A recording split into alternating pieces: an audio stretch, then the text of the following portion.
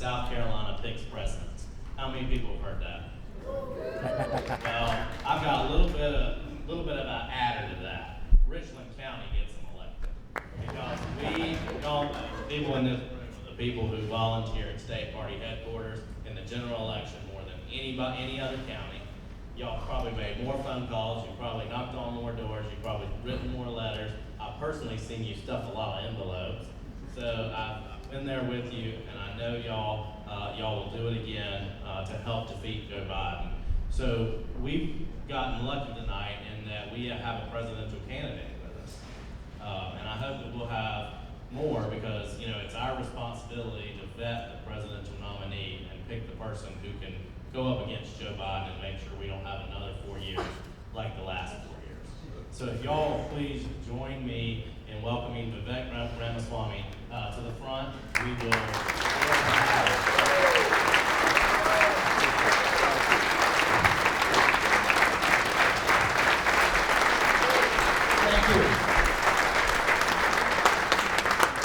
Thank you all. I knew that Richland County had to be our first stop at this trip, so we're doing a bus tour across much of the state.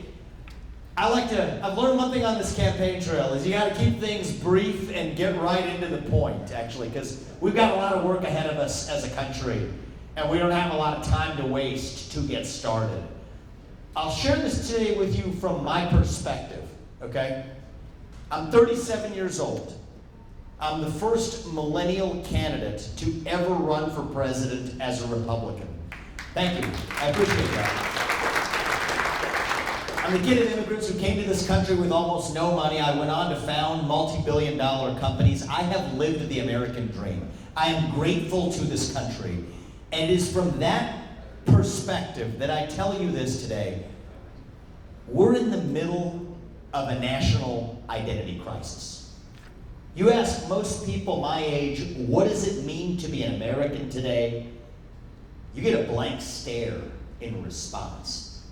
See, people my age, people really any age in this country, what's going on right now is that we're all hungry for a cause. We're hungry for purpose and meaning and identity at a point in our national history when the things that used to fill that void, things like faith, patriotism, hard work, family, these things have disappeared. That leaves a vacuum in its wake. And when you have a vacuum that runs that deep, that is when poison fills the void. Pick your favorite one. Wokeism, transgenderism, climatism, globalism, COVIDism. You ever stop to ask yourself, you think that's a coincidence?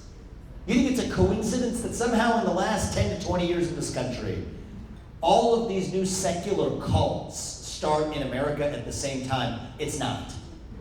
The real reason why is we're hungry for that deeper sense of purpose, that deeper sense of identity. What I see in this country today, it's not just people my age, it's people younger than me, but I think it's all of us in some ways. We're like a bunch of blind bats, okay, flying around a cave. We're lost. We're trying to figure out where we are. You know how a blind bat figures out where it is? Sends out a sonar signal, and it bounces off something and says, okay, this is where I am. That's what we do. We send out a signal and say, okay, I'm a member of this family, this mother, this father, this is my family. It is something true. Bounces back and tells me this is where I am. I believe in a one true God. That is true. Bounces back, tells me this is where I am. I am a citizen of this nation, not some global citizen, a citizen of the United States of America. That means something to me. It is true. That signal bounces back, tells me this is where I am. I work hard to create something I am proud of in the world. That bounces back and tells me this is where I am. What's going on in our country now is we're sending out those signals, and then nothing comes back. Right? We're lost in that abyss. It's like in the book of Exodus, when the Israelites were lost in the desert. They had escaped the Pharaoh. They had set themselves free. But when they're lost in the desert, what did they say? We want to go back and bend the knee to Pharaoh. See, that's what I see in the American landscape today, is we are lost in that desert. And that's an opportunity. That's an opportunity for us in the conservative movement, in the Republican Party, to fill that void of purpose with the vision of American national identity that runs so deep that it dilutes the woke poison to irrelevance. I'll tell you this about myself. I'm an unapologetic America First conservative. I am. I will not apologize for that. Thank you. But to put America first, we need to rediscover what America is. That's what we've lost. So what does it mean to be American? That's what this whole campaign is about, okay? We're going to be traveling across the state. My colleague Chris is going to stay here, tell you where all we're going to be. I know you have business to attend to tonight, so I'm not going to hold you hostage with my policy platform, but I'll close with this. What does it mean to be American? It means you believe in the ideas that set this nation into motion. It means you believe in the rule of law. That yes, if you want to come to this country like my parents through the front door, come on through legally, but you cannot have your first act of entering this country be a law-breaking one. I will use the military to secure that border, okay? We can use our military to secure somebody else's border and God knows where. We can certainly use our military to secure our own border in this country, okay? It means you believe in the concept that served me in this country, merit. That you get ahead in this country, not on the color of your skin, but on the content of your character and your contributions. That is what it means to be American. Okay? It means you believe that the people who we elect to run the government ought to be the ones who actually run the government, not this bureaucracy that actually runs the show today. I don't call him President Biden, I call him Puppet Biden, because that's effectively what he is. The manager class has put him up. It's like the Wizard of Oz. What we should do, and by the way, I've said this, you know, I'm a CEO, I've been a CEO for years, I'm not a politician. If somebody works for you and you can't fire them, that means they don't work for you. It means you work for them. And so you got to get in there, and you can't just expose the problem. If you want to drain the swamp, you have to gut it. What I've said is I will shut down the unconstitutional administrative state, because that Constitution has 3 branches, not 4. The 4th is unconstitutional. We will start with, for example, the U.S. Department of Education, which should have never existed. We'll get there and shut it down. Okay, so that's what it means to be American.